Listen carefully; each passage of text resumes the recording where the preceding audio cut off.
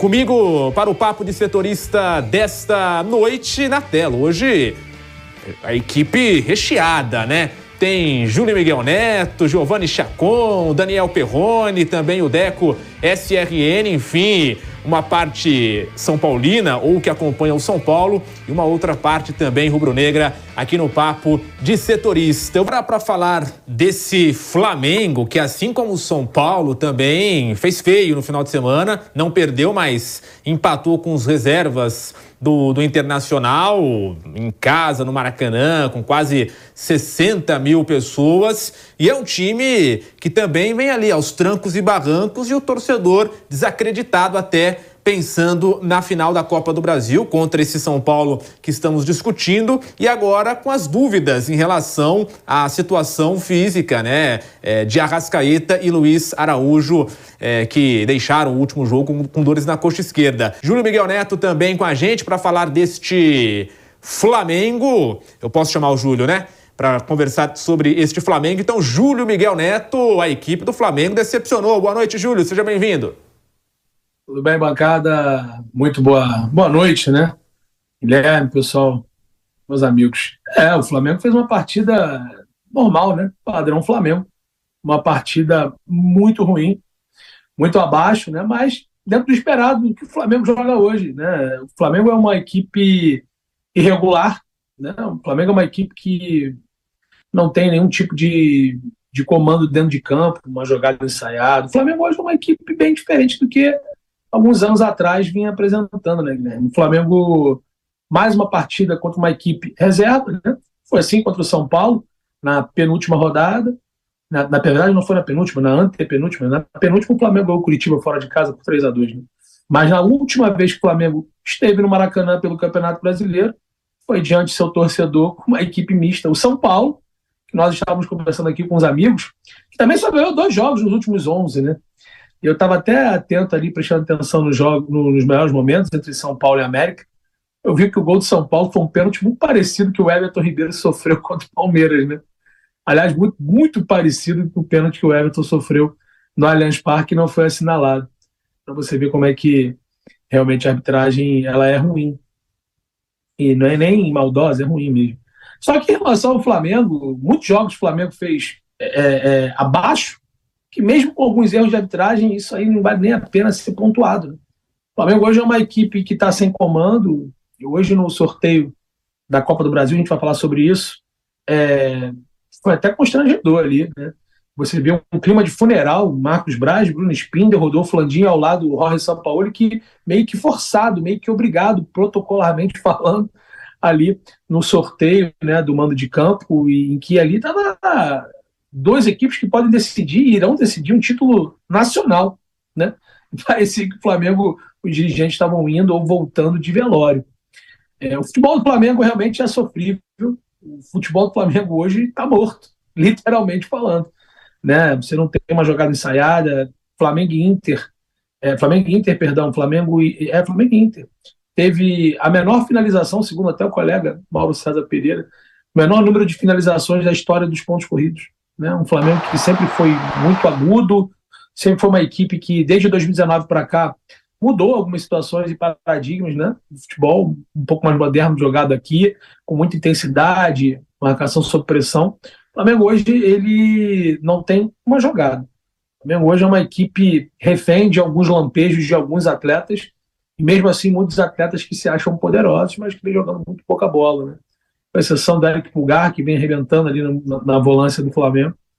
Alguns jogadores do meio para frente que deveriam, teoricamente, decidir, com exceção do Bruno Henrique também, que vem de uma lesão importante, mas é um jogador que sempre quando é acionado costuma dar conta do recado. Mas é um confronto contra o São Paulo, que o São Paulo, eu até, permita-me discordar, acho que é levemente favorito, né? Pelo momento, pelo astral, pelo treinador que tem, que conhece muito esse elenco do Flamengo. Obviamente vai ter um gosto todo especial, acredito eu, enfrentar o ex-clube numa final de Copa do Brasil, do qual o Dorival também é campeão da Copa do Brasil, né? Junto com o Flamengo. Ele era o comandante do ano passado, então acredito que tenha um sabor diferente para o atual comandante tricolor. E são coisas que acontecem no futebol, né, cara? O Flamengo demitiu o Dorival, chega na final de Copa do Brasil contra o Dorival.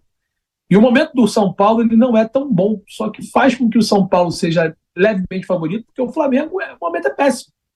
É um momento de crise conturbado, com a provável demissão do Sampaoli, né? Não se imagina, em hipótese nenhuma, o Sampaoli para 2024. A gente tem algumas informações sobre isso, né? E o Sampaoli, ele, na minha opinião, está demitido, é questão de tempo. Ele só não sabe. Na verdade, deve saber, né? Mas o Flamengo hoje é um clube em ebulição, erupção. O Flamengo realmente... O problema do Flamengo ele é muito maior do que simplesmente enfrentar o São Paulo numa final de Copa do Brasil.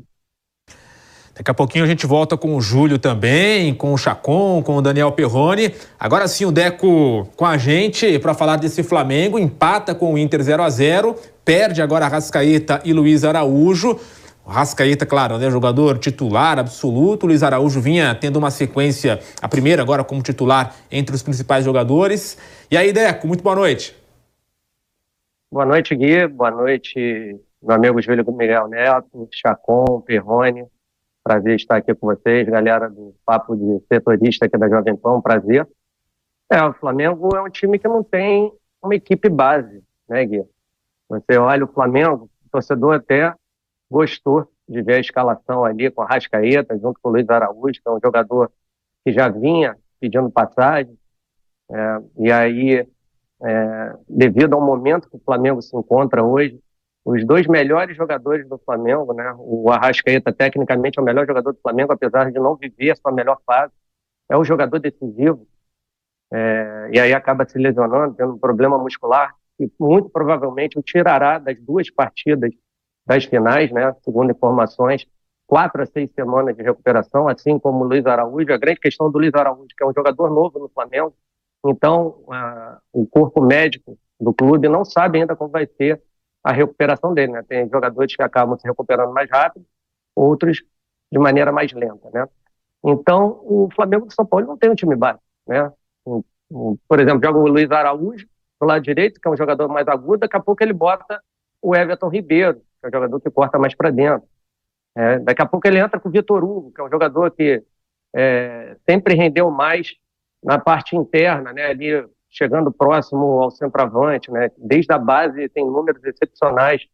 E o São Paulo não consegue extrair o melhor de cada atleta. E aí, o Flamengo fez também uma janela pífia. Temos agora problemas seríssimos. Por isso que eu concordo com o Júlio. O São Paulo hoje, para mim, é ligeiramente favorito, devido ao que o Perrone também falou, a questão dos desfalques que o Flamengo vai ter. Não são qualquer desfalques, né?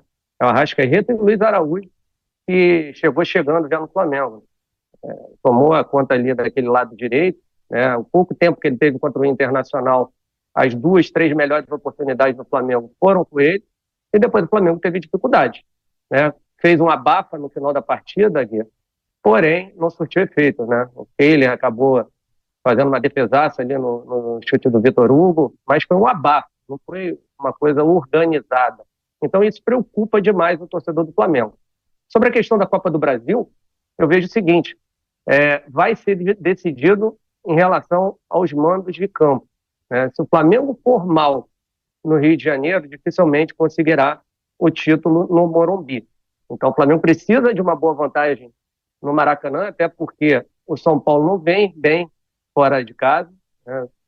Com poucos resultados favoráveis, e o São Paulo é muito forte dentro de casa, né? E o torcedor está empolgado, o torcedor quer um título de Copa do Brasil que ainda não conquistou, muito tempo sem conquistar um título de nível nacional, tem também a oportunidade de um título sul-americano. Então vamos ver. Acredito eu que o que vai decidir a Copa do Brasil vão ser os mandos de campo, Gui. Agora, pelo que eu vi aqui, né, de um lado, o Perrone citando que o Flamengo é favorito, e do lado rubro-negro, né, digamos assim, o Deco e o Júlio Miguel Neto dizendo que o São Paulo é favorito. Então, assim, meio que ninguém quer ficar com o favoritismo nessa disputa. Aí, São Paulo no Flamengo depois do soco do preparador físico. 7 jogos, com 3 vitórias, 2 empates, 2 derrotas, marcou 9 gols, sofreu 9. o que dá ali cerca de 52% de aproveitamento. Só que nesses números aí conta a eliminação na Libertadores da América para o Olímpia, né? Abriu 2-0 no agregado e depois sofreu a virada e foi eliminado da Libertadores. Júlio Miguel Neto, Sampaoli, você tem alguma informação em relação a esse trabalho do Sampaoli? Até pensando, claro, a longo prazo para a próxima temporada, de fato dá para perceber, e até segundo informações, o ambiente é péssimo nesse Flamengo depois de tudo o que aconteceu, né, Júlio? Gui, é só uma pincelada rápida que você falou sobre a situação do favoritismo ou não de Flamengo e São Paulo. É meio louco você imaginar que a gente está falando que a gente pode perder o Arrascaeta, o Luiz Araújo, que teoricamente é o melhor jogador do Flamengo, que é o Arrascaeta, e o Luiz Araújo, que muitas pessoas vêm elogiando muito, né? O Deco também faz a cobertura de Flamengo. O Luiz Araújo tem os melhores números nos últimos treinos do Flamengo. Então o Flamengo perdeu um possível titular em potencial. Só que é meio louco você olhar para o banco e ter jogadores que não conseguem performar, como o Everton, Cebolinha e o Pedro, né? Você poder imaginar que você tem o Everton Ribeiro para poder entrar no lugar do Arrascaeta, um pouco mais central, e no lugar do Luiz Araújo você pode colocar ou um Everton Cebolinha, aí o problema do Sampaoli em fazer um esquema tático equilibrado, ou então até mesmo jogar como o Dorival jogava, com o Bruno Henrique, Gabi e Pedro. Aliás, o Dorival, que ano passado estava numa situação parecida, né? Veio para o Flamengo no meio do ano, chegou na final da Copa do Brasil e fez isso no São Paulo. Nosso amigo aí disse que o São Paulo jogar lá é muito difícil. A festa é muito bonita, é verdade. Mas o Flamengo ano passado foi lá e foi bem. É porque realmente as coisas mudam muito rápido, né? E o São Paulo, antes da chegada do Dorival, não assustava muito, né? Realmente, o trabalho que o Dorival fez, ele fez um trabalho até muito mais psicológico com os jogadores e levantando a autoestima, claro. Um bom trabalho, mas realmente nos últimos jogos, 2 vitórias só em 11 jogos. Agora, voltando a falar sobre o São Paulo, esses números aí, dá pra gente poder, acho que ele mascara até um pouco. Dessas 3 vitórias, uma o Flamengo foi eliminado, porque ganhou o Olímpia, mas foi eliminado. A outra, se eu não me engano, o Flamengo já tinha encaminhado uma boa classificação para a final deste torneio, que é da Copa do Brasil, quando venceu o Grêmio lá na Arena do Grêmio por 2-0, e não tinha acontecido um ocorrido. Então o Flamengo conseguiu vencer o Grêmio aqui por 1-0 e carimbar a vaga para a Copa do Brasil. E a outra vitória foi um jogo horroroso contra o Curitiba fora de casa, em que o Flamengo flertou com a derrota. Olha só as 3 vitórias do Flamengo. Sem tirar o mérito, mas é bom pontuar.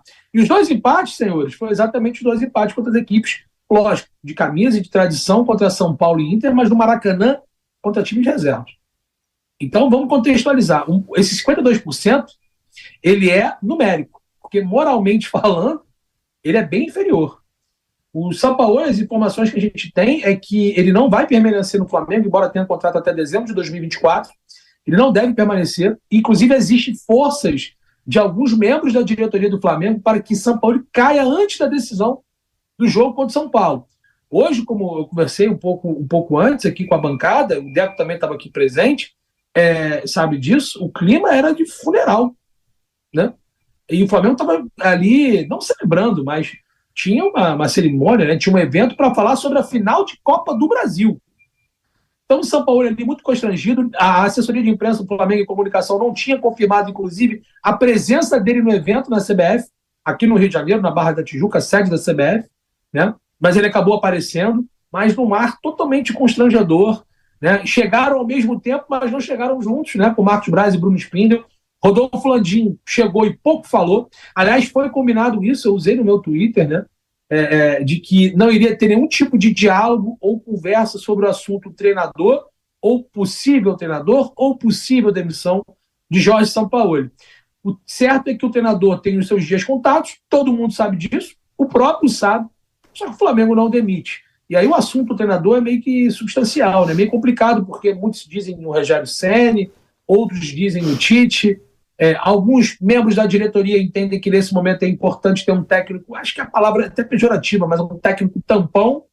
Alguns outros entendem que é o momento de ter um treinador para levar até o fim desse mandato do Rodolfo Landim, que vai até o final de 24, que é o contrato do Sampaoli com o Flamengo, mas ele não deve permanecer. O presidente do Flamengo garantiu que o Sampaoli fica até as finais da Copa do Brasil. Eu tenho minhas dúvidas, né? Ainda mais depois realmente da lesão do Arrascaeta e do Luiz Araújo, que são jogadores importantes. Os que estão na reserva, infelizmente, não estão performando, embora tenham até nome com uma certa pompa no cenário nacional, que eu citei alguns aqui, como Cebolinha e o próprio Pedro, né? Embora, por exemplo, a gente está falando do melhor jogo do Flamengo no ano foi na Copa do Brasil, contra o Grêmio no primeiro jogo. E a gente não tinha, teoricamente, 2 volantes, em que para muitos são os titulares. O Pulgar, que eu acho que é um dos poucos que vem realmente tendo uma regularidade muito grande, e o Alan, que foi o pedido do Sampaoli, que realmente não tem jogado bem, e ele pouco escala. Então, em tese, tem o Gerson, tem o Sampaoli, que tem um ótimo relacionamento com um jogador, e a gente não sabe qual será o meia ofensivo do Flamengo, porque o Flamengo não foi no mercado. Então o Flamengo tem essas nuances, acredito que esse elenco vai ter que melhorar muito para ter uma mudança, uma metamorfose grande, e eu não vejo nenhuma reação desse clube, desse time, perdão, em relação ao brasileiro, e a Copa do Brasil está batendo na porta. Sinceramente, o São Paulo tem os dias contados, e eu temo até para sábado, às 21 horas, no estádio Newton Santos, aqui no Rio de Janeiro, né? Manda do Botafogo, próxima rodada do Campeonato Brasileiro e próximo compromisso do Flamengo. Se o Flamengo perder e perder uma vantagem considerável, e se jogar a bola que vem jogando, tanto o Flamengo quanto o Botafogo é favorito, se tomar uma pancada do Botafogo, eu não duvido de uma demissão antecipada do técnico argentino do Flamengo, não, o Gui e bancada. Pois é, né? A situação do Sampaoli, ela lembra bastante a do Renato Gaúcho, quando foi para a final da Libertadores, com aquela história, se não ganhar, vai ser demitido, ou até mesmo se ganhar, pode ser, não demitido porque o contrato dele ia acabar, mas não vai ficar para a próxima temporada, né? É uma situação bem parecida, no caso do Sampaoli, ele tem contrato por mais um ano, até o final de 2024. Mas vale pontuar, né, Gui, que o Landim falou que ele permanece até a final da Copa do Brasil, né? Que não tem mudança até lá, né? Mas também Giovani, tem aquele ponto, né? Quanto mais o pessoal fala que o técnico tá prestigiado, aí, meu amigo, que o técnico tem que ficar de olho porque tá na berlinda. Exatamente. Para pontuar, o Landim também tinha falado que o Gerson era carta fora do baralho. Então. Que tava lá na Copa. Deu um mês depois, o Gerson acertou com o Flamengo. Então, um pouco de calma. Teco, com a gente também, e esse Flamengo de Jorge Sampaoli. Tem a Copa do Brasil contra o São Paulo, a expectativa para a próxima temporada. O que você pensa sobre esse São Paulo e também sobre a final com o São Paulo, o Flamengo encarando o primeiro jogo do Maracanã e a volta no Morumbi, Deco? Gui, infelizmente o São Paulo é um treinador que não deu certo no Flamengo, né? A gente tem que ser realista aqui, tá com dias contados. A gente já pegou um exemplo desse em 2021, não sei se a bancada vai se recordar. O Júlio com certeza sim, o Chacon, o Perrone talvez não. A questão do Renato Gaúcho, depois de um jogo contra o Atlético Paranaense, o Flamengo perdeu de 3-0 no Maracanã, acabou sendo eliminado pelo Clube Paranaense e o Renato acabou no vestiário, conversando com a diretoria, falando que não tinha mais o que dar ao Flamengo, né? O melhor seria cada um ir para o seu lado. E o Marcos Braz resolveu mantê-lo no carro. E aí a gente viu o que acabou acontecendo no final de 2021, apesar do Flamengo ter jogado melhor do que o Palmeiras, né? O Flamengo veio destroçado fisicamente, né? E ainda culminou com aquele erro do Andrés Pereira que gerou o título do Palmeiras em cima do Flamengo em Montevidéu. Então, estou vendo mais ou menos uma mesma história, né? Flamengo aí meio que destroçado fisicamente, né, com os jogadores se machucando aí à torta direita, né, como é o caso do Arrascaeta, do Luiz Araújo, devido à mudança de preparadores físicos, né, era o Pablo Fernandes, tinha uma metodologia, entrou esse rapaz agora, tem uma outra, teve a semana livre, provavelmente resolveu fazer um trabalho um pouquinho mais puxado, os jogadores sentiram, né, porque quando há essa mudança de metodologia, é normal, acontece isso muito em pré-temporada, enfim. Então, o São Paulo é um treinador que também tem pouco contato com seus atletas, né? Quem fazia esse contato era o Pablo Fernandes. Então, há esse problema, né, de comunicação, e isso vem incomodando demais a todos. Hoje incomoda muito o torcedor, né? Volta a falar, a gente como analista, eu e o Júlio, nos incomoda isso. O cara, para ser gestor, tem que ter contato com o seu grupo, né? E aí você vê uma entrevista pós-jogo, Flamengo Internacional, parecendo que o São Paulo não está nem aí, né? Pega um palito de dente, aí começa a passar ali no meio da entrevista, uma coisa assim lamentável, né? Parece que está totalmente desconectado da realidade. Aí o jornalista vai lá, pergunta a ele não espera a pergunta ser formulada e responde em cima, discorda. Você vê que o São Paulo não está legal. E falta um pouco de discernimento da diretoria olhar isso e dizer, pô, nosso ano já foi pro brejo. A única chance é uma Copa do Brasil em 2 jogos. Né? Agora jogando o segundo no Morumbi. Temos que fazer o resultado no Maracanã, para que possamos trazer um pouco mais de pressão para o São Paulo, né? Que já não conquista um título de relevância há algum tempo.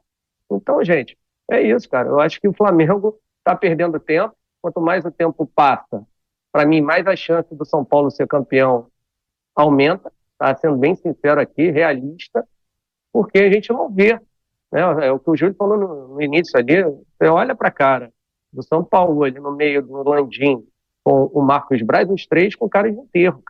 Não parece nem que estão indo lá para o sorteio de final de Copa do Brasil.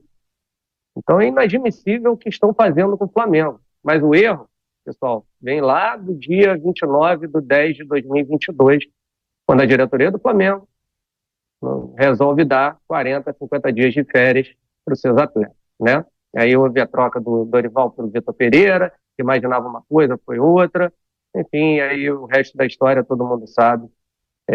Flamengo, infelizmente, nesse ano, né, só resultados ruins e chateando o seu torcedor, né, que estava muito confiante no 2023 próspero, né, Gui? Fala, Chacon. Só para pontuar em cima disso, que eu concordo plenamente com o Deco, que é o seguinte, essa construção, essas trocas de treinadores por diversos fatores, deu certo ou finalizou um trabalho, assim, foram erros da diretoria. Eu acho que o grande erro da diretoria do Flamengo, são vários, tá? Mas o grande erro foi ter tirado o Dorival na temporada passada, dando espaço para o Dorival, que eu não, mesmo cobrindo o São Paulo, ainda mais cobrindo o São Paulo, vendo o dia a dia, eu sempre disse aqui no Papo de Setorista, na programação da Jovem Pan, não é nenhum Guardiola, não é nenhum gênio do futebol mundial, mas é um técnico, o nota 7 que faz o trabalho bem feito. Tá vivendo um momento de instabilidade, fazendo jogos fora de casa, mas dentro do Flamengo ele fez um bom trabalho. É difícil você não fazer um bom trabalho com o elenco do Flamengo. Esse é um ponto. Mas aí a diretoria, com essa troca, não só com essa troca, mas o erro de análise, de falar, tá saindo Dorival, vamos contratar um técnico que tem as mesmas ideias ou que vai dar uma continuidade, um técnico que a gente acha que é melhor que o Dorival, aí é a opinião de cada um, acho que existem técnicos melhores, mas que não vai quebrar tanto, né, o Flamengo, assim, o que o Flamengo está utilizando, o que o Flamengo está seguindo. Esses são os grandes erros da diretoria. Agora, o tapa na cara do torcedor fica por conta do Sampaoli, né?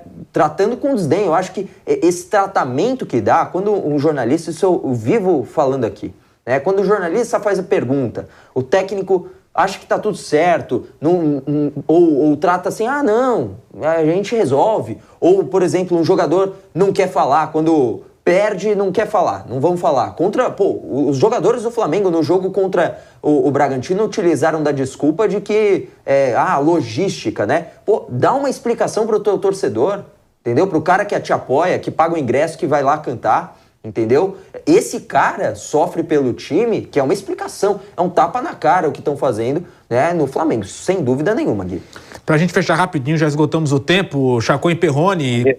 O Deco queria... Fala, Deco, rapidinho, por favor. Só em cima do que o Chacon falou, 2 coisinhas rapidamente. Interessante isso que ele falou do Dorival, mas é porque a gente vivencia isso aqui. Acredito que o Dorival não tenha continuado no Flamengo devido àqueles 5 jogos, parece que é bobeira, mas não são.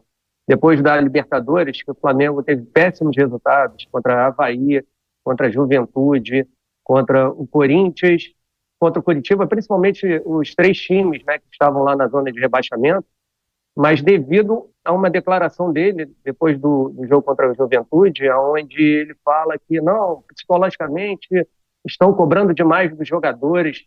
Então, eu acredito, Chacon, que a diretoria do Flamengo ficou com medo, né, de o treinador, né, ficar muito amigo de jogador. Mas aí eu venho falar aqui uma coisa, não é o treinador que tem que tomar essa iniciativa de punir o jogador. Falta o Flamengo um gerente de futebol, coisa que eu falo direto. O Flamengo não tem um gestor de futebol, não tem esse cara que fica entre o treinador e o vice-presidente, um cara competente. Falta esse cara ali no Flamengo. E isso prejudicou demais o Dorival, né? Eles queriam um treinador que chegasse aqui e batesse de frente com os jogadores, né? Falar, esse cara aqui não serve, vou separar. Tentaram o Vitor Pereira, acharam que era o Vitor Pereira, não foi. Agora viram com o São Paulo totalmente distinto, bateu até de frente demais e aconteceu isso que a gente viu. O preparador físico dele dando um murro no Pedro. E aí que começou a cair a temporada do Flamengo. Então acho que o grande problema foi esse, do Dorival. Eu não sei se vocês concordam, depois de eu passar isso aí para vocês. Infelizmente, esse assunto vai ter que continuar outro dia. Agradeço ao Deco, ao Júlio Miguel Neto, ao Giovanni Chacon, ao Daniel Perrone. Voltem mais vezes aqui no Papo Setorista. Um abraço.